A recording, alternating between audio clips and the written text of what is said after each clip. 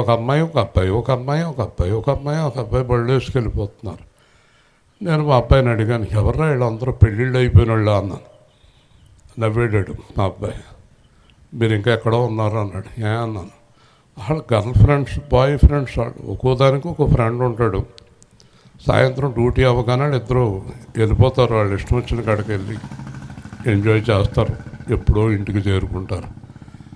మరి వీళ్ళకి పెళ్ళిళ్ళు ఎలాగవుతారా? పెళ్లి చేసుకున్నవాడికి ఏం తెలుస్తుంది? పెళ్ళి అక్కడ కదా, పెళ్ళి అక్కడ. మా అమ్మాయి కంప్యూటర్ జాబ్, నెలకు 70,000 80,000 నుంచి పెళ్లి చేసేస్తారు. పెళ్ళి వేరు, ఎంజాయ్మెంట్ వేరు అన్నాడు. స్వయంగా మా అబ్బాయి చెప్పాడు నాకు, ఇలా చేస్తారు వీళ్ళందరూ. కాబట్టి ఈ అదృష్టం అంతే.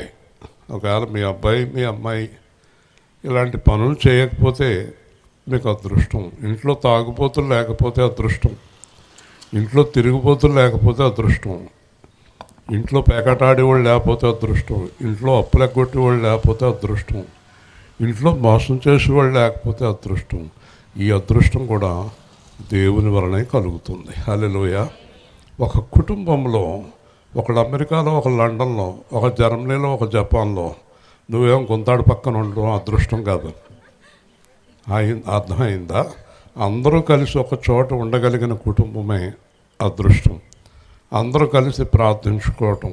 నేను నా కుటుంబానికి ఒక కండిషన్ పెడతాను, ప్రతి సంవత్సరానికి కనీసం 5-6 సార్లు కలవాలి, అందరూ కలిపి ప్రార్థన చేసుకోవాలి, దేవుణ్ణి గణపరచాలి, దేవుళ్ళో ఉన్నారో లేదో పరీక్షించుకోవాలి.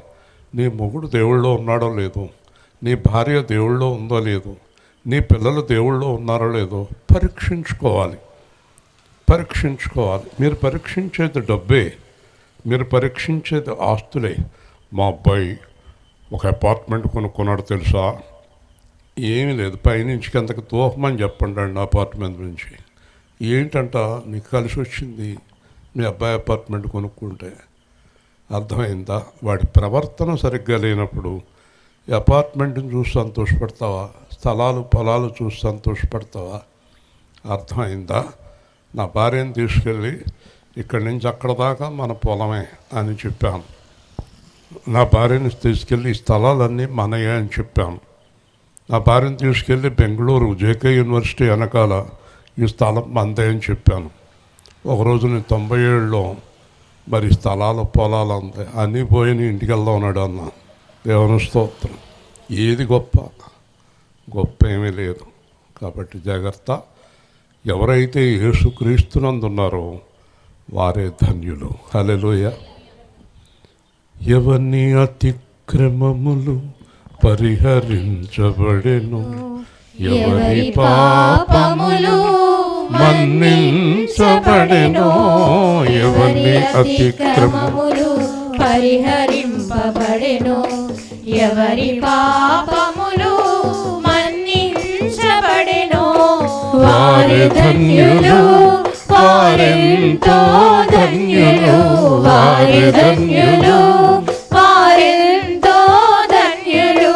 ధన్యము ఎంతో ధన్యము, యేసయ్యను కలిగిన జీవితమే ధన్యము. ఇహమందున పరమందున 100 రెట్లు ఫలముందును. వారి ధన్యులు, వారెంతో ధన్యులు, వారి ధన్యులు, వారెంతో ధన్యులు. ధన్యము ఎంతో ధన్యము, యేసయ్యను కలిగిన జీవితమే ధన్యము. క్రీస్తేసుకు సమర్పించు కరములే కరములు, క్రీస్తు యేసు స్వరము విను వీణులే వీణులు. వారి ధన్యులు, వారెంతో ధన్యులు, వారి ధన్యులు, వారెంతో ధన్యులు. ధన్యము ఎంతో ధన్యము, యేసయ్యను కలిగిన జీవితమే ధన్యము. ఆత్మలో నిత్యము ఎదుగుచున్నవారును, అపవాది తంత్రములు గుర్తించువారును. వారి ధన్యులు, వారెంతో ధన్యులు, వారి వారి ధన్యులు, వారెంతో ధన్యులు. ప్రభు యేసుని సేవ చేయు పాదములే సుందరములు, ప్రభుని గూర్చి పాట పాడు పెదవులే పెదవులు. వారి ధన్యులు, వారెంతో ధన్యులు, వారి ధన్యులు, వారెంతో ధన్యులు. దేవుని స్తోత్రం. ఇప్పుడు గొప్పవారు ఎవరు అర్థమైందా? పాటను బట్టి మనమే. అర్థమైందా? కాదండి, మీరు ఎన్ని చెప్పినా మేడ ఉన్నవాళ్ళే గొప్పవాళ్ళు, మీరు ఎన్ని చెప్పినా డబ్బు ఉన్నవాళ్ళే గొప్పవాళ్ళు అంటారా? మీరు కూడా ఆ జాతిలో కలిసిపోండి, వెళ్ళిపోండి, ఇక్కడ రాకండి. అర్థమైందా? ఏ కుటుంబం ప్రశాంతంగా, పొద్దున్న చెప్పాను, యెహోషువ అంటున్నాడు, నేను నా ఇంటి వారు దేవుణ్ణి సేవిస్తాం. ఉదాహరణ, నా కుటుంబంలో ఉన్న సభ్యులందరూ దేవుళ్ళు ఉన్నారు, చాలు. వాళ్ళకి ఐశ్వర్యం ఉందా లేదా, గొప్ప ఉద్యోగాల్లో ఉన్నారా లేరా, ఇదంతా ముఖ్యమైన విషయం కాదు. మీలో చాలామందికి ఇదే ఆతృత, మా పిల్లలు గొప్పవాళ్ళు అయిపోవాలి, మా అబ్బాయి కారులో అలా దిగాలి. ఎక్కడ దిగాలి? గోతులోనా? ఇవన్నీ పనికిమాలిన ఆలోచనలు. వద్దు అలాంటి ఆలోచనలు. ఒక ఆవిడని అడిగాను, మా చుట్టాల ఆవిడని, ఎక్కడికి వెళ్ళావమ్మా? మా అల్లుడు పెద్ద మేడ కట్టుకున్నాడు, ఓపెనింగ్కి వెళ్ళాను. చాలా బాగుందండి మేడ, సంతోషం అమ్మా. మరి నీ కూతురు, నీ అల్లుడు, మీ మనవలు ఎవ్వరూ రక్షణలో లేరుగా. అదే వస్తుందండి. ఏంటది? అదే వచ్చేది ఈ రోజుల్లో. గ్యాస్ట్రిక్ ట్రబుల్ ఇమీడియట్గా వస్తుంది. మధ్యాహ్నం బాగా తిన్నారనుకోండి, వేయమంటూనే ఉంటారు. ఈ రోజుల్లో అదే వచ్చేది రోగము, అదే వచ్చేది మరణము, అదే వచ్చేది చాలా ఉన్నాయి. కానీ రక్షణ రాదు. హల్లెలూయా. రక్షణ పొందుకోవాలి, అదే వస్తుందంట. ఇప్పటిదాకా రాలేదు, ఇంకొస్తుందో లేదో తెలదు. మరి ఆవిడ అదృష్టం ఏంటో తెలియదు, తెగ మురిసిపోతుంది. ఆ మేడం చూసే, డబ్బును చూసి, ఆ ఇంటి నిండా బంగారం, ఇంటి నిండా డబ్బే. ఇదేనా మీ ఆలోచన? రాజుగారి అమ్మకి ఏ ఆలోచన ఉంది? కూతురు ఇంటి నిండా బంగారం, కొడుకు ఇంటి నిండా బంగారం, మా ఇంటి నిండా బంగారం ఉండాలా? లేకపోతే మరి ఇంటి నిండా సమాధానం ఉండాలా? చెప్పాలి రాజు అమ్మగారు. ఏం కావాలి మీకు? గట్టిగా చెప్పు. సమాధానమా, బంగారమా? బంగారం వద్దండు. దేవుని స్తోత్రం. చూసారా, హృదయంలో నెమ్మది లేనప్పుడు ఏముంటే ఏం ప్రయోజనం? ఈరోజు మనం చక్కని వాక్యం చూద్దాము. యోహాను సువార్త 10వ అధ్యాయం. యోహాను సువార్త 10వ అధ్యాయం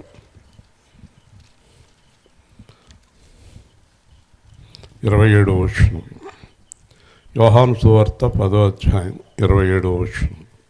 మళ్ళీ ఇంటికెళ్ళి మళ్ళీ ఏదన్నా లేదని ఏడుతారు. ఎవరైనా చేతులు ఎత్తండి. మా అబ్బాయి కుదరదు, మా అమ్మాయి ఏడుతావా? చెయ్యందుకు ఎత్తు. నా గొర్రెలు నా స్వరము వినును, నేను వాటిని ఎరుగుదును, అవి నన్ను వెంబడించును. నేను వాటికి నిత్యజీవం ఇచ్చుచున్నాను కనుక అవి ఎప్పటికీ నశింపవు. ఎవడును వాటిని నా చేతిలో నుండి అపహరింపడు. వాటిని నాకు ఇచ్చిన నా తండ్రి అందరికంటే గొప్పవాడు కనుక నా తండ్రి చేతిలో నుండి ఎవడును వాటిని అపహరింపలేడు. నేనును తండ్రియు ఏకమై ఉన్నామని వారితో చెప్పి. మనం మారు మనసు పొందటానికి ఒక్క వాక్యం చాలండి, 100 వాక్యాలు అక్కర్లేదు. ఒక్క వాక్యం సరిపోతుంది. బుద్ధి రావాలంటే ఒక మాట చాలండి. చెప్పమ్మా స్వాతి, ఏం చెప్పి ఇలాగంటున్నాంటి? మంచి మనిషికి ఒక మాట, మంచి గొడ్డికి మరి ఎన్ని దెబ్బలు తింటున్నాం, ఎన్ని మాటలు చెప్తున్నాం. మనుషులు మార్పు లేదు. అయ్యే బూతులు, అయ్యే కేకలు, అయ్యే మాటలు, అయ్యే అసహ్యమైన మాటలు ఎందుకు వస్తున్నాయండి చెప్పండి? 3 మాటలు చెప్పాడు. ఈ 3 మాటలు రాజు కుటుంబం, మన కుటుంబం, ఇక్కడ ఉన్నవారందరూ అనుసరిస్తే అయిపోయింది మన జీవితం. మన జీవితం అయిపోయింది. మీరు ఇంటికెళ్ళి ఎవరైతే హాయిగా ప్రశాంతంగా విశ్రాంతి పొందుతారో వారు ధన్యులు. మేడ ఏసీలో కాదు, ఏసీలో విశ్రాంతి లేదు కదా, ఏసీలో విశ్రాంతి లేదండి. మనస్సులోనే విశ్రాంతి ఉంది. మనసులో విశ్రాంతి లేనప్పుడు ఎయిర్ కండిషన్లో లేదు, డబ్బులు లేదు, బంగారంలో లేదు, దేంట్లోనే లేదు. రైల్లో ఒక ఆవిడ నా ఎదురుగుండా పడుకుంది. ఆవిడ తెల్లవాళ్ళు నిద్రలేదు. చివరికి ఎప్పుడో నిద్ర పట్టింది, గబుక్కుని కింద పడింది బెర్త్ మీద నుంచి. కేకలు బొబ్బలు, పెద్ద పెద్ద కేకలు. అందరూ లేచిపోయారు కంపార్ట్మెంట్ అంతా.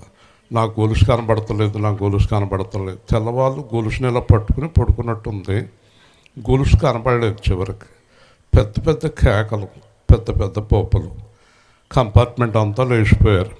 నా వంక అనుమానంగా చూస్తుంది. అప్పుడు పైన దున్నపోతలాగా పడుకుని నిద్రవుతున్నాడు ఆయన లెగలేదు, అందరూ లేచిపోయారు. అప్పుడు ఎవరమ్మా అంటే మా ఆయన పైన ఉన్నాడు అని పిడియమని కొట్టాను. అని లేచాడు. లేచాక మీ ఆవిడ ఎవరిని నిద్రనెత్తలేదు, గొలిసిపోయిందంట. అప్పుడు అంటున్నాడు, ఏమే రాత్రి మధ్యలో లెగ్గొట్టి నీ గొలుసు తీసి నాకు ఇచ్చో, పెట్టులో పెట్టాను కదా, ఎందుకు ఇలా చంపేస్తావు అందని. పెట్టులో పెట్టానా? ఆ చుట్టూ ఉన్నవాళ్ళు ఆవిడ గొలుసు తీసేసిన వాళ్ళు కింద కనబడుతున్నారు ఆవిడకి. అది నిద్రపోయిందా? ఎంత బంగారం ఉంటే ఎందుకు నిద్రలేదు, ఎన్ని ఆస్తులు ఉంటే ఎందుకు నిద్రలేదు. 4 పిల్లలు, 4 ఎప్పుడు కొట్టుకుంటూ ఉంటారు ఆస్తి కోసం. ఈ ముసలోడికి నిద్ర ఉండదు. ఎవరికి ఇద్దామే అంటాడు. ఏమో ఎవరికి ఇస్తే ఎవరు చంపేస్తారో అంటది ముసలిది. ఇద్దరు ఇదే గొడవ. మా అత్తగారు అదృష్టవంతురాలు వెళ్ళిపోయింది, కొట్టుకునేవాడు కొట్టుకు చావండి.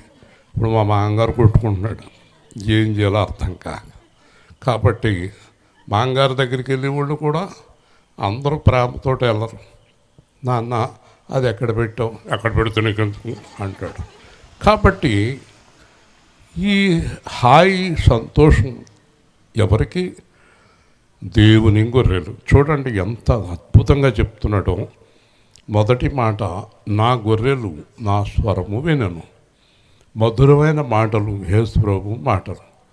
నా పిల్లలు నా మాట వింటారు. చెప్పండి, గట్టిగా చెప్పండి, ఇంకా గట్టిగా చెప్పండి. మీలో ఎవరి పిల్లలు మీ మాట వింటున్నారో చెయ్యెత్తి చూపించండి. ధన్యము, ఎంతో ధన్యం, జ్యోతక్కదు ఎంతో ధన్యం. ఒక తత్తున్నాడు, స్వాతి కొడుకు స్వాతి మాట్లాడు, 3 అంగుళాలు ఉన్నాడు. రాజు కొడుకు రాజు మాట్లాడు. ఇదిగో ఈడొకడు. ఎరా పూర్వం చిన్నప్పుడు మాకు రాజబాబు అని ఉండేవాడు. నువ్వు చూస్తే ఆడే గుర్తొస్తాడు. అంత అందగాడు నువ్వు కూడా. ఇప్పుడు ఎవరి మాట మీ పిల్లలు వింటలేదు, ఎవరూ చేయత్తలేదు. ఆ మహిమ కూతురు చిన్నది ఎంతో ఆవిడ మాట ఆరాధన చేసేటప్పుడు కూడా ఈ కందిరీగ జోరేగలాగా ఇలా గోగుతూనే ఉంటుంది. నువ్వు ఆరాధన చేయడానికి ఏం లేదు, నా వంశుడు నేను ఏమైపోతాను అంటుంది. చూసారా, చిన్న పిల్లలు మొదలుకొని పెద్దవారి వరకు మాట వింటలేదు. వింటున్నారా? ఒకటి. ఇంకో దానికి వెళ్దాం. నేను మా ఆయన మాట వింటున్నాను అన్నవారు చేతులు ఎత్తాను. నేను మా ఆవిడ మాట వింటున్నాను అన్నవారు చేతులు ఎత్తాను. నిర్మల వింటున్నావు మీ ఆయన మాట? నీ మాట మీ ఆయన వింటాడా? మీ ఇద్దరు ఎవరి మాట ఎవరు వినరు. ముసలోళ్ళు లాగుతారు మీ గొడవల్లోకి. వాళ్ళు అసలే అనారోగ్యాలతో ఉన్నారు, వాళ్ళని ఇబ్బంది పెడతారు మీరు కదా. కానీ యేసు ప్రభువు ఇప్పుడు ఒక మాట చెప్తున్నాడు, నా గొర్రెలు నా స్వరము వినును. చెప్పండి, అందరూ చెప్పాలి. అంటే నా పిల్లలు నా మాట వింటారు. ఇప్పుడు మీరు ఒక మాట చెప్పాలి. రెప్కా గారు ఎవరు చేతులు ఎత్తలేదు మీరు, మరి ఇంకో మాట చెప్పాలి మీరు. యేసు ప్రభు అంటున్నాడు, నా మాట వినని వారు నా పిల్లలు కాదు. చెప్పండి. మరి మీ మాట అనకపోతే మీ పిల్లలు కాదు వాళ్ళు. గంటేయండి ఇంట్లోంచి. అనంత్ గారు గంటేయండి మీ అబ్బాయిని కోడలను అందరూ ఇంట్లోంచి. ఊరుకోండి బాబా, మమ్మల్ని గంటుతానికి రెడీగా ఉన్నారు వాళ్ళు. మిమ్మల్ని గంటేస్తారు. అంటే ఇప్పుడు చెప్పండి, నా మాట వినని వారు నా గొర్రెలు కాదు. హల్లెలూయా చెప్పాలి. దేవుడు మాట వినని వారు దేవుడి పిల్లలు కారు. తల్లిదండ్రుల మాట వినని వారు వాళ్ళ పిల్లలు కాదు. పిల్లలు కాదు. గుర్తుపెట్టుకోండి. ఇంతకీ తల్లిదండ్రులైనా దేవుడైనా పిల్లలకి ఏ మాటలు చెప్తారు? మంచి మాటలు చెప్తారు. హల్లెలూయా. ఏ తల్లిదండ్రులైనా పిల్లలు బాగుండాలి అనుకుంటారు. ఎవ్వరు కూడా పిల్లలు చెడిపోవాలని అనుకోరు సాధారణంగా. అలాగే మన దేవుడు మన జీవితాలు భద్రంగా, హాయిగా, సంతోషంగా ఉండాలని. ఇంకో చోట అంటాడు, మాట విననందువల్లే మీకు ఇన్ని ఇబ్బందులు వచ్చాయి. నేనేమంటాను, మన యేసు విషయంలో చదువు రాకపోయినా పర్లేదు, మాట వినాలి. అమ్మ నాన్న మాట వినాలి. పెద్దల మాట వింటే చాలు. చదువుకోకపోయినా పర్వాలేదు, పెద్ద పెద్ద ఉద్యోగాలు చేయకపోయినా పర్వాలేదు, ఆస్తులు సంపాదించకపోయినా పర్వాలేదు, మాట వినాలి. హల్లెలూయా. ఇంకో చోట యేసు ప్రభు ఏమన్నాడో చూద్దాం. మత్తయి సువార్త 7వ అధ్యాయం. మత్తయి సువార్త 7వ అధ్యాయం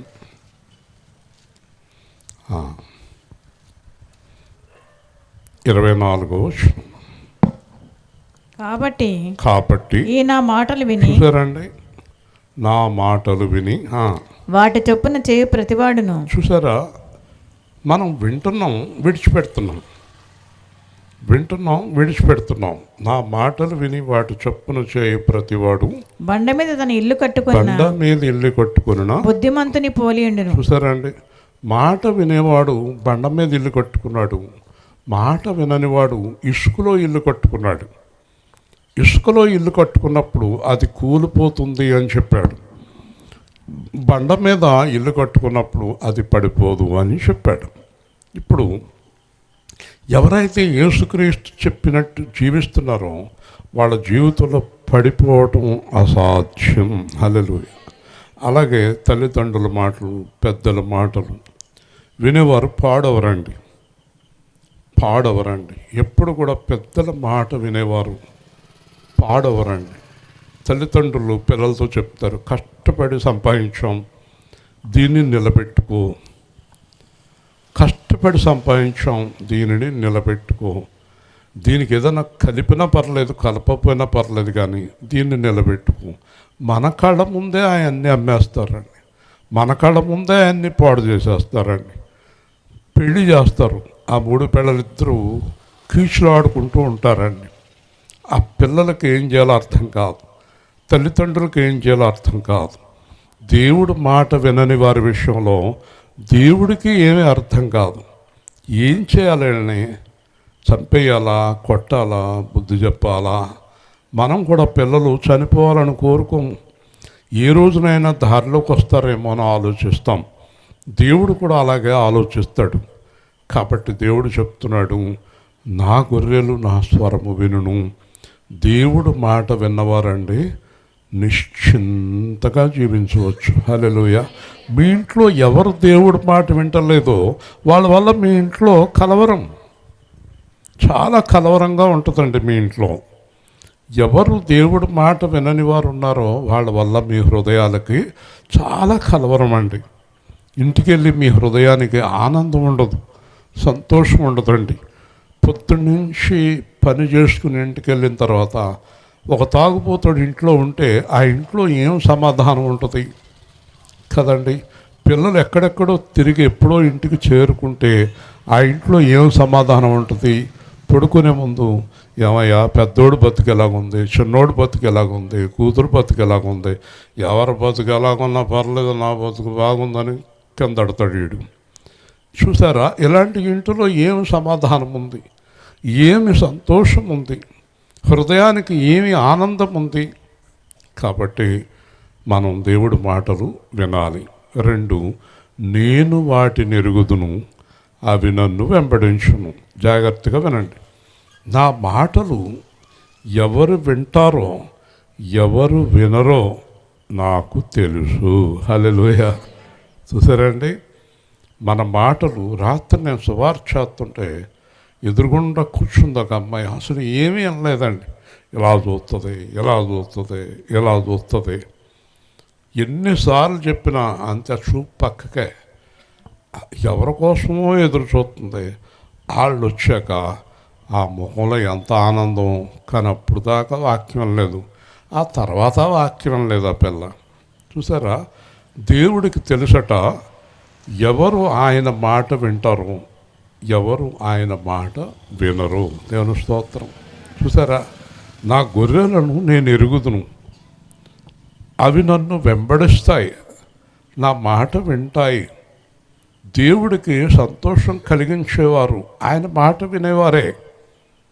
ఏ భార్యకు భర్తకు సంతోషం? ఒకరి మాట ఒకరు గౌరవించుకున్నప్పుడే, ఒకరి మాట ఒకరు గౌరవించుకున్నప్పుడే. ఎలా నీ గొడవ నీది, నా గొడవ నాది అనేవాళ్ళతో సంతోషం ఎలాగుంటుంది? ఆ పిల్లలతోటి ఎలా సంతోషం ఉంటుంది? ఆ కుటుంబంలో ఎలా సంతోషం ఉంటుంది? ఇది నేను కథాకాలక్షేపంగా చెప్పటం లేదు. ఇంకా మారని వారు ఉంటే ఈ రాత్రే మారు మనసు పొందండి. హల్లెలూయా. మార్చుకోండి, మీ వైఖరి మార్చుకోండి, మీ పద్ధతి మార్చుకోండి. మీ పద్ధతి వల్లే మీకు సుఖం ఉండదు. దేవుడు అంటున్నాడు, అవి నన్ను వెంబడించు. చెప్పండి, గట్టిగా చెప్పాలి. యేసు ప్రభు అంటాడు, నన్ను వెంబడించుము అన్నాడు. నా తండ్రిని పాతి పెట్టుకోవాలి, మృతులు పాతి పెట్టుకుంటారు, నీవు నన్ను వెంబడించుము అన్నాడు. ఆస్తి గలవాడిని ఆస్తి విడిచిపెట్టి నన్ను వెంబడించు అన్నాడు. దేవుడు ఎవరితో చెప్పినా నన్ను వెంబడించండి అన్నాడు. ఒకవేళ అతడు ఆస్తి అంతా విడిచిపెట్టి యేసుని వెంబడించుంటే అతడికి నిత్య జీవం దొరికేది. హల్లెలూయా. అతడు ఆస్తినే వెంబడించాడు. కొందరు చుట్టాలనే వెంబడిస్తారు, మొగుడు పెళ్ళాలనే వెంబడిస్తారు, పాస్టర్ గారినే వెంబడిస్తారు. వీళ్ళకి పాస్టర్ గారు దేవుడు, పాస్టర్ అమ్మ దేవత, సంఘాలే దేవుళ్ళు. యేసుక్రీస్తు కాదు వీళ్ళకి, సంఘాలే ప్రధానం. ఇది కూడా తప్పే. యేసుని వెంబడించాలి. సంఘంలో పాస్టర్ గారు ఎప్పుడు కూడా యేసుని వెంబడించేలాగా చేయాలి. వింటున్నారా? ఈ యేసుని వెంబడించినందువల్ల కలిగే లాభం ఏంటంటే అద్భుతమైన మాట. అందరూ నాతో కలిసి చెప్పండి, నేను వాటికి నిత్య జీవము ఇచ్చుచున్నాను. హల్లెలూయా. గట్టిగా చెప్పండి. యేసు ప్రభు కూడా ఉండే వాళ్ళకి ఏమిస్తాడంట? ఆయన నిత్య జీవానికి ఎన్ని కోట్లు ఇస్తే దొరుకుతుంది అంటారు? నిత్య జీవానికి ఏమిస్తే దొరుకుతుంది నిత్య జీవము? ప్రపంచంలో ఏదిస్తే నిత్య జీవం దొరుకుతుంది? మీరు ఎవరికైనా ఆన్సర్ తెలిస్తే లేచి నిలబడి చెప్పండి. ఏమిస్తే నిత్య జీవం దొరుకుతుంది? చెప్పండి. ఏమి ఇచ్చినా దొరకదు. హల్లెలూయా. నిత్య జీవం అంటే తెలుసా మీకు? ఎప్పుడూ జీవించి ఉండటం. ఇక్కడ అయిపోయిన తర్వాత పరలోకం అంటే పరదైసు, నిద్ర. మళ్ళీ యేసు ప్రభు వచ్చినప్పుడు రెగ్గొడతాడు మనల్ని. మనందరం కలిసి మధ్యాకాశంలో 7 సంవత్సరాల విందు. 7 సంవత్సరాల విందు అయ్యాక కింద 1000 ఏళ్ల పరిపాలన. 1000 ఏళ్ల పరిపాలన అయ్యాక శాశ్వతంగా దేవుడితో కలిసి దేవుడు ఉన్నంతకాలం ఉంటాం. దేవుని స్తోత్రం. దాని పేరేంటి? అందరూ చెప్పాలి. అసలు ప్రభువుని నమ్ముకోవాల్సింది దేని గురించి? గట్టిగా చెప్పాలి. నిత్య జీవము గూర్చి. ఇప్పుడు చెప్పండి, ముగింపులోకి వచ్చేస్తున్నాం. నిత్య జీవం ఎవరికి ఇస్తాడు రెప్పకా గారు? యోసేపుని వెంబడింతేనా? ఎవరిని వెంబడింతో? ఎవరిని చెప్పాలి గట్టిగా. మీరు మీ పిల్లల్ని మీరు మిమ్మల్ని వెంబడించేలాగా చేసుకుంటారు. పాస్టర్ గారు ఎప్పుడు కూడా సంఘం నుంచి ఎవరిని కదలకుండా కాపాడుకుంటాడు.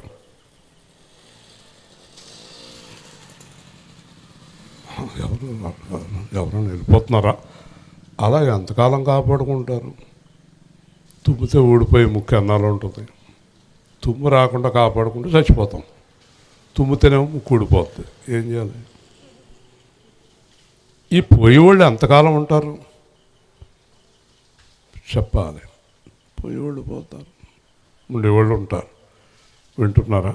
ఇప్పుడు చెప్పండి, నిత్య జీవము ఎవరికి ఇస్తాడు? చెప్పు స్వాతి. నిత్య జీవం ఎవరికి ఇస్తాడు చెప్పాలి. ఆయనను వెంబడించేవారికి. హల్లెలూయా. ఆయన వెంబడించేవారు ఎలా వెంబడించాలి? ఎలా వెంబడించాలి? సమస్తమును విడిచిపెట్టి. హల్లెలూయా. భార్యను, అన్నదమ్ములను, అక్క చెల్లెండ్లను, ఆస్తిపాస్తులను, ప్రాణమును. అదేంటండి? పెళ్ళాన్ని వదిలేయాలా? మా ఆవిడంటే నాకు చాలా ప్రేమ. పిల్లల్ని వదిలేయాలా? మా పిల్లలంటే నాకు చాలా ప్రేమ. డబ్బు వదిలేయాలా? డబ్బు మీద ప్రేమ. ఇవన్నీ వదిలేస్తే నిత్య జీవం ఇస్తారా? అవును, వదిలేస్తేనే నిత్య జీవం ఇస్తాను. ఓకే.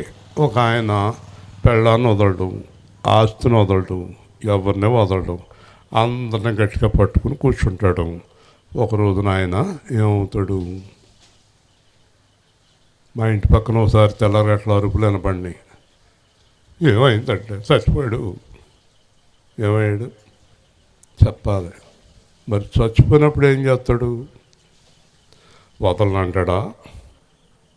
మాట్లాడరేంటి? మరణం వస్తుందా? మరణం వచ్చినప్పుడు ఏం చేస్తావు? ఆస్తి, పిల్లల్ని ఏం చేస్తావు? పిన్ని గారు ఏం చేస్తారు హోటల్లో? మీ హోటల్ ఏం చేస్తారు? మీరు పోయాక ఎవరికి ఇస్తారు? ఇదేంటి పోయాక అంటాడేంటి? అనకూడదా? అనొచ్చా అనకూడదా? మీరు పోయాక నాకు ఇస్తారనుకుని ఎవరు ఉంటారో మీకంటే ఆడ ముందు పోయారు అనుకోండి. అంతే కదా. లోకమంతా నాదనించి, లోకమంతా నాదనించి, బంధుమిత్రులే ప్రియులను కొంటిని, బంధుమిత్రులే ప్రియులను కొంటిని, అంతయు మోసమేగా సర్వము వ్యర్థము ఇలలో ప్రభువా, సర్వము వ్యర్థము ఇలలో పరవాసిని జగమున ప్రభువా, పరవాసిని జగమున ప్రభువా. సంపదలు గౌరవములు గతించిపోవును లోకములో, ధన సంపదలు గౌరవములు గతించిపోవుని లోకములో, శాపము నిండే జలములో, శాపము చేకూర్చుకుని లోకము పరవాసిని జగమున ప్రభువా, పరవాసిని జగమున ప్రభువా. యాత్రికుడను ఈ లోకములో శిలువ మోయుచు సాగెదనిలలో, యాత్రికుడను ఈ లోకములో శిలువ మోయుచు సాగెదనిలలో,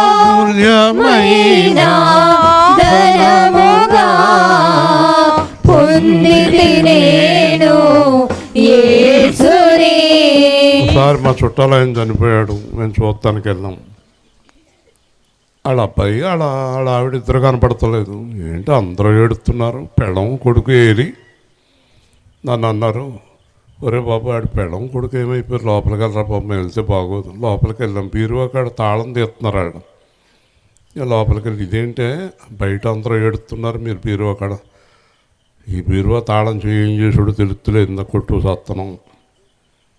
అన్నారు. అంతట్లో ఒక పెద్ద ఆయన వచ్చాడు, ఏం చేస్తున్నారా మీరు, బీరువా తాళం బుద్ధి ఉందా మీకు, ఆడ అసలు చచ్చిపోయి శవాన్ని పడుకో పెడితే బీరువా తాళం నిలుగుతున్నారా, ఓరి ఎదవల్లారా, ఇలాగా అన్నాడు పెద్ద ఆయన, ఓరి ఎదవల్లారా, అందుకే చచ్చి ఉంటాడు వాడు.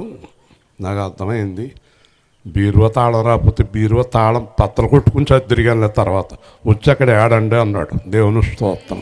లేదు, బీరువా తాళమే ముఖ్యం మాకు అని కదా. ఈ నాటకాలు ఎందుకండి? యేసు ప్రభువుకు నాటకాలు ఆడేవాళ్ళు ఎవరో తెలియదా? బైబిల్ పట్టుకుని ఇక్కడికి వచ్చి నిజంగా ప్రభుతో ఉన్నవారు ఎవరు, నటించేవారు ఎవరు, నా దేవుడికి బాగా తెలుసు. దేవుని స్తోత్రం. కానీ మీకే నష్టం, నటించే వారికి నష్టం. యథార్థవంతులు దేవుని రాజ్యంలో సూర్యుని వలె తేజరిల్లుదురు. మీరు ఎంతకాలం లోక వ్యామోహంలో తిరుగుతారో అంతకాలం మీకు నష్టమే. కాబట్టి సమస్తమును విడిచిపెట్టడం అంటే అర్థం ఏంటంటే సర్వసత్యము. సర్వసత్యం ఏంటంటే నా భార్య నా పక్కన ఉంది, నేను నా భార్య పక్కన ఉన్నాను. కొంతకాలానికి ఎవరో ఒకళ్ళు ఉండరు, పిల్లలు ఉండరు, తల్లిదండ్రులు ఉండరు, మీరుండరు, మేము ఉండం, అందరం ఉండం. అది సర్వసత్యం. లండన్లో ఉన్నా, జర్మనీలో ఉన్నా, జపాన్లో ఉన్నా ఎవరు ఉండరండి, అందరూ వెళ్ళిపోతారు. 80,000 వచ్చినా, 2 లక్షలు వచ్చినా, 3 లక్షలు వచ్చినా వెళ్ళిపోతారండి, ఎవరు ఉండరు. ఇది సత్యం. అయితే ఏం చేయమంటారు? దీని యందు నమ్మిక ఉంచక మనకు ప్రాణమిచ్చి నిత్య జీవమిచ్చు అని అందే నమ్మిక ఉంచు. హల్లెలూయా. అదే శాశ్వతమైంది. పెళ్ళం కోసం, ఆస్తి కోసం, డబ్బుల కోసం, చుట్టాల కోసం, పిల్లల కోసం నిత్య జీవాన్ని పోగొట్టుకోవద్దు. హల్లెలూయా. తర్వాత అది ఎంత ఏడ్చినా దొరకదు. అన్నిట్లోకి గొప్పదేది? నిత్య జీవము. చెప్పాలి, నిత్య అన్నిట్లోకి గొప్పది. పౌలు గారికి ఏమీ లేదు, పేతురు గారికి ఏమీ లేదు, యోహాను గారికి ఏమీ లేదు, యేసుక్రీస్తుకి ఏమీ లేదు. ఈ రోజుల్లో సేవకులు సొంత విమానాలు ఉన్నాయి. కొన్ని దేశాల్లో సేవకులకి సొంత హెలికాప్టర్లు, సొంత విమానాలు ఉన్నాయండి. కానీ ఈ రోజుకి కూడా సైకిల్ కూడా లేని సేవకులు ఉన్నారు, విశ్వాసులు ఉన్నారు. ఈ రోజున యూట్యూబ్లో కానీ ఫేస్బుక్లో కానీ కనబడిని కోట్ల సేవకులు ఉన్నారు. హల్లెలూయా. వాళ్ళే దేవుడి రాజ్యానికి వెళ్ళేది. ఈ గందరగోళం బ్యాచ్ కాదు వెళ్ళేది, ఈ గొప్పలు చెప్పుకునే వాళ్ళు కాదు వెళ్ళేది. అర్థమైందా? కాబట్టి పొద్దున చెప్పాను, ఏమి ఉన్నా లేకున్నా నేను యెహోవా యందు ఆనందిస్తాను. నీ దగ్గర దేవుడు ఉన్నాడా, నీదే సంతోషం, నీదే సమాధానం, నీదే నిత్య జీవం. కాబట్టి వాటికి నిత్య జీవం ఇచ్చుచున్నాను గనక అవి నశింపవు. హల్లెలూయా. యేసు ప్రభు ఈ లోకానికి వచ్చిన ప్రధానమైన కారణం నశించే దానిని వెదకి రక్షించటానికి వచ్చాడు దేవుడి లోకానికి. నశించేది ఏది? ఆత్మ, శరీరం ఎక్కడికి పోతాయి? నరకానికి పోతాయి. ఈ నరకానికి పోకుండా ఆత్మను, శరీరాన్ని రక్షించి పరలోకం తీసుకువెళ్ళడానికి దేవుడు వచ్చాడు.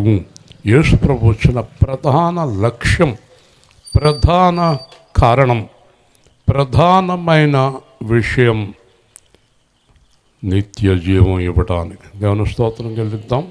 ఏమి ఇవ్వటానికి యేసు ప్రభు వచ్చాడు ఈ లోకానికి? చెప్పాలి అందరూ, నిత్య జీవం ఇవ్వడానికి. అందరూ చెప్పండి. అంటే ఆత్మ, శరీరం మనం చనిపోయిన తర్వాత శరీరం మట్టిలో కలిసిపోతుంది, ఆత్మ దేవుడి దగ్గరికి వెళ్తుంది, తీర్పు ఉంటుంది. తీర్పులో రెండో మరణం అంటే అగ్నిగుండం. ఎవరికి రెండో మరణం లేదంటే ఆయనను వెంబడించిన ఆయన గొర్రెలకు రెండో మరణం లేదు. ఒకవేళ ఇంటికి వెళ్ళి పాస్టర్ గారు అన్నీ బాగానే చెప్పారు, చాలా బాగుంది, కానీ డబ్బులు ఎక్కడి నుంచి వస్తాయి, బంగారం ఎక్కడి నుంచి వస్తుంది, రేపొద్దున్న నీ కొడుకుని ఎక్కడ చదివిస్తావు, రేపొద్దున్న ఎలా పోతుందో అనుకుంటున్నావు అని జుట్టు ఊడిపోయేలాగా ఇద్దరు కాట్లాడుకుంటున్నారు అనుకోండి. వీళ్ళిద్దరు ఎవరంటే నాటకాల విశ్వాసులు. దేవుని స్తోత్రం. ఎవరిళ్ళు? ఇంటికి వెళ్ళి కుక్కల్లా కాట్లాడుకుంటున్నారు అనుకోండి, ఎవరిళ్ళు? దేవుని పిల్లలు కాదు. అలాగే చెప్తాడు, నా ఇష్టం రేపొద్దున అన్నవాడు పెద్ద కుక్క. ఎందుకంటే నేను చెప్పలా, పేతురు పత్రికలో పేతురు రాశాడు, వీరు కుక్కలు పందులు. కుక్క తన వాంతికి తిరుగుతుంది, పంది అసహ్యమైన స్థలములోనే ఉంటుంది. కాబట్టి దేవుని వాక్యముని విని దాని ప్రకారం జీవించని వారు కుక్కలు పందులు. కుక్కల్ని పందుల్ని పరలోకానికి దేవుడు రానివ్వడు. కాబట్టి మనం పరిశుద్ధులము. పరిశుద్ధమైనది కుక్కలకు పెట్టొద్దు, ముత్యములు పందుల ఎదుట వేయొద్దు అని యేసు ప్రభు చెప్పాడు. కాబట్టి మీరందరూ వాక్యం విని ఇక్కడే వదిలి వెళ్ళిపోయి ఇంటికాడ కుక్కల్లాగా పందుల్లాగా కోట్లాడుకునేవారు ఎవరైనా దీంట్లో ఉంటే వారికి ఎప్పటికీ నిత్య జీవం రాదు. దేవుని స్తోత్రం, హల్లెలూయా. అవన్నీ పక్కన పెట్టు, ఇప్పుడు డబ్బు సంగతి ఏంటి తేల్చు అందనుకోండి కదా. కుక్కల్లో పెద్ద కుక్క అన్నమాట, కాట్ల కుక్క, కోతుల్లో గద్దిరిగాడు అంటారు చూడండి, అలాంటిదన్నమాట ఇది. వినేసింది, వదిలేసింది, ఇంటికి వెళ్ళిపోయి మొదలెట్టేసింది దెబ్బలాట, కాయ్ కాయ్ కాయ్ కాయ్ కాయ్ కాయ్ కదా. వింటున్నారా? పంది పిల్లలకి అన్నప్పుడు నాకు తెలియదు, ఒకసారి పంది పిల్లలకి అన్నప్పుడు దగ్గరికి వెళ్ళకూడదంట. ఓ రోజు అక్కడ స్కూటర్ పెట్టాను, కానీ చెప్పడికి పంది అక్కడ పిల్లలకి అన్నట్టు ఉంది తణుకులో. నేను స్కూటర్ తీసుకుంటే వెళ్తున్నాను, ఒక ఆయన కాకేశ్వరి ఏమండోయ్ చంపేస్తుందండోయ్. అబ్బా పంది చంపేస్తుందా? అవునండి, పిల్లలు పెట్టిన పంది చంపేస్తుంది, జాగ్రత్త అన్నాడు. ఓహో అంతగా పంది అన్నాడు దేవుడు బైబిల్లో. చంపేస్తుంది అన్నమాట ఇది. మొగుడిని పెళ్ళాన్ని పిల్లల్ని చంపేస్తారన్నమాట వెళ్ళడం. ఈ పందులు కుక్కలు దేవుని రాజ్యానికి చేరరు. హల్లెలూయా. అండి చెప్పండి, నేను అంత తిట్టానప్పుడు మిమ్మల్ని తిట్టలేదు, తిట్టానా? ఏమనలేదు. పంది కుక్క అన్నా. ఎవరిని ఎవరు నవ్వుతారండి?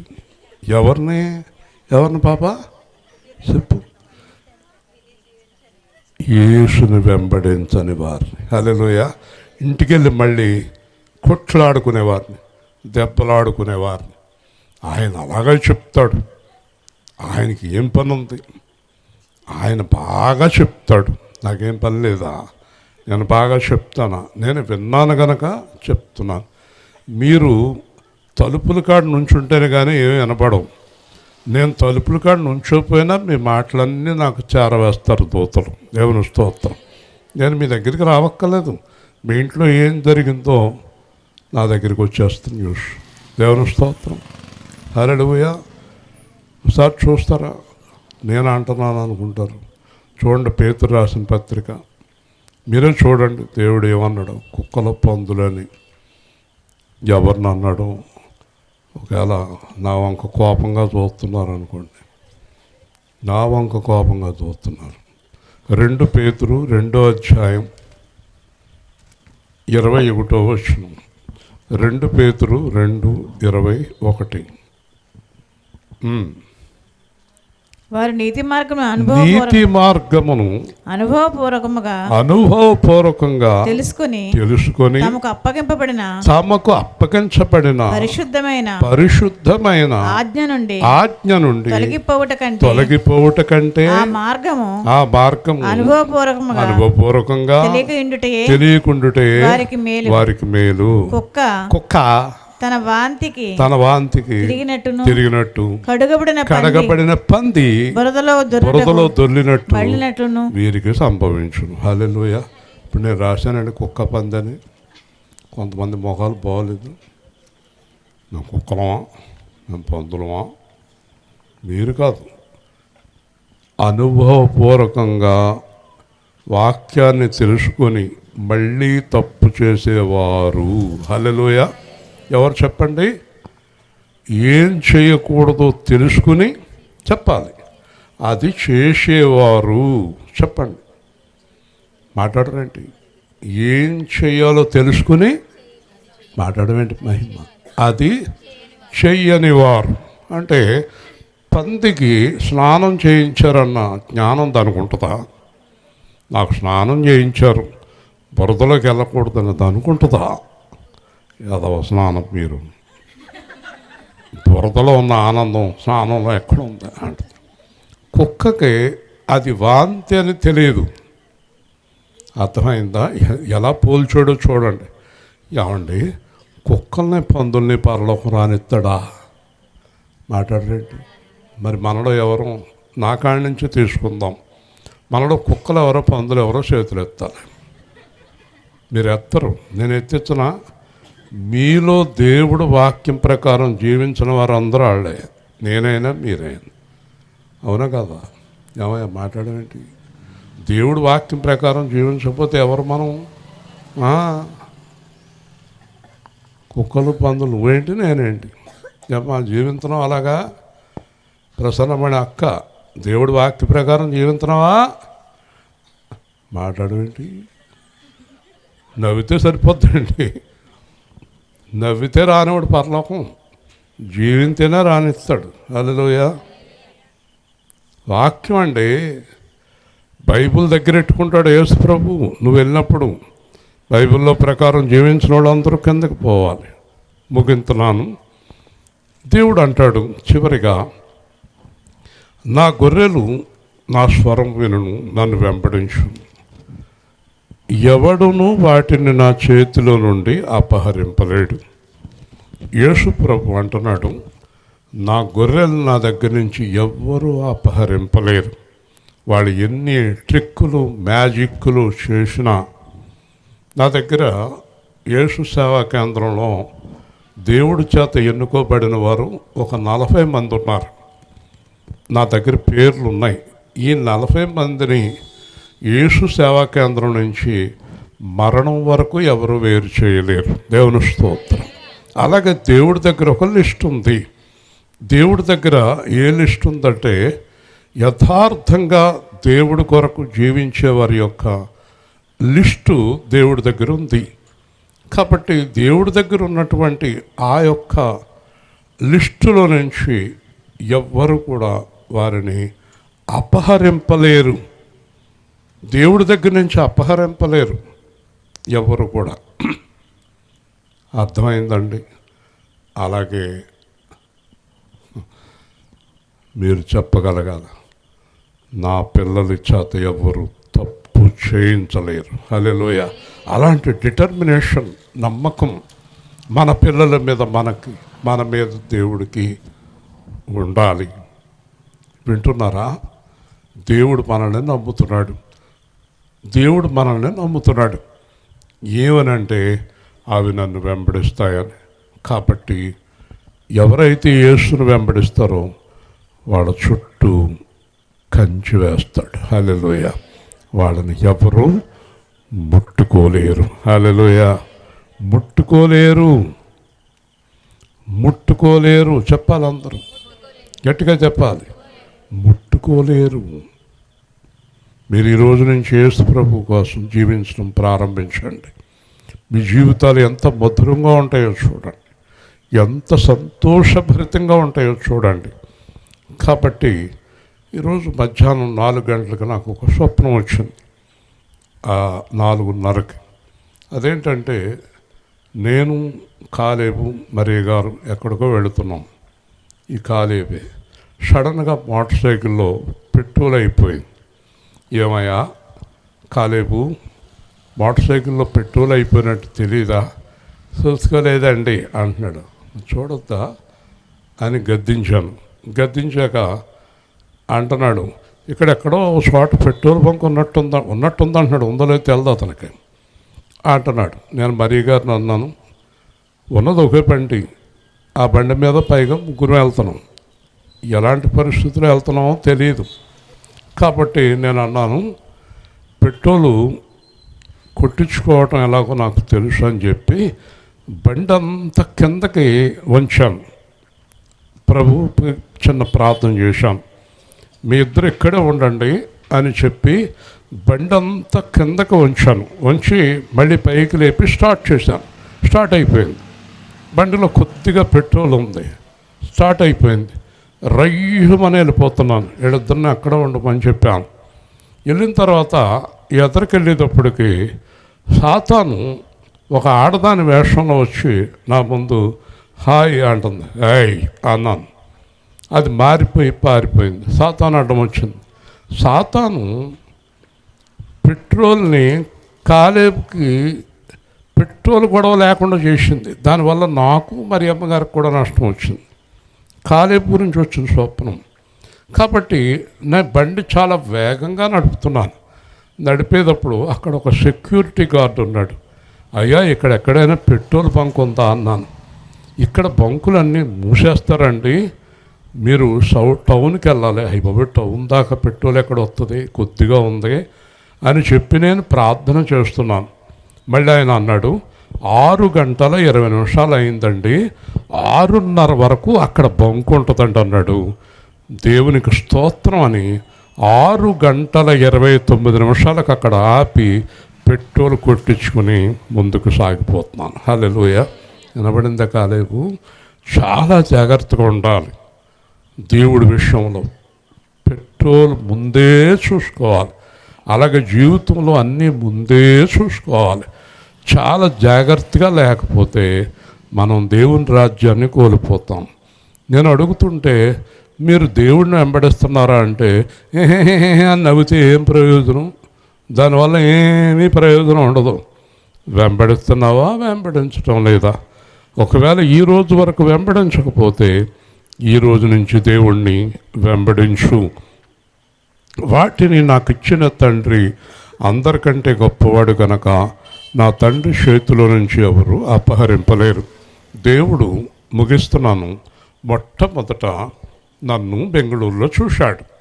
దేవుడు నేను అన్యాయం అయిపోయి అన్ని రకాలుగా పడిపోయి మూలనున్న నన్ను చూశాడు. యేసుని కేకేశాడు. యేసు ఇలారా అన్నాడు. ఏంటి తండ్రి అన్నాడు. చూడు ఎలా పడున్నాడో, అన్ని రకాలుగా నాశనం అయిపోయాడు. అందరూ వదిలేశారు, చచ్చిపోవడానికి సిద్ధంగా ఉన్నాడు. ఒక్కసారి వెళ్ళి అతన్ని చేర్చుకో అన్నాడు. ఇంకా మీకు తర్వాత అంతా తెలిసిందే. చేర్చుకున్నాడు, ఇలా నిలబెట్టాడు. అందుకే యేసు ప్రభు ఒక మాట అంటున్నాడు, ఇశ్రాయేలు అనే నా సేవకుడు, అతన్ని నా చేతిలో నుంచి ఎవ్వరూ అపహరింపలేరు. హల్లెలూయా. అతన్ని నాకు ఎవరిచ్చారంటున్నాడు? దేవుడిచ్చాడు. దేవుడిచ్చాడు. కుడి చేయి ఎత్తి నాతో కలిసి అందరూ ఈ మాట చెప్పండి.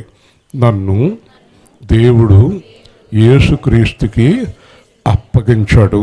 చెప్పాలి. నన్ను దేవుడు యేసుక్రీస్తుకి అప్పగించాడు. నన్ను ఎవ్వరూ అపహరింపలేరు. ఎందుకనగా నేను యేసుతో నడుస్తాను. మరణం వరకు, ఆయన వచ్చే వరకు ఆయనతోనే ఉంటాను. ఆమేన్. జీవంగల దేవుడైన యేసుక్రీస్తు ప్రభువా, ఈ రాత్రికాలం మందు మీరు ఇచ్చిన వాక్య భాగాన్ని బట్టి స్తోత్రాలు. మరి రాజు కుటుంబాన్ని మీరు సంపూర్ణంగా సమాధానపరిచి కుటుంబంలో శాంతి సంతోషం అనుగ్రహించి మేమందరము నీతో కలిసి జీవించే కృప దయచేయమని యేసు నామములో అడుగుతున్నాం తండ్రి. ఆమేన్. మంచిదండి. 12:15కి రేపు ఆరాధన. తొందరగా రండి, ప్రార్థన చేయండి.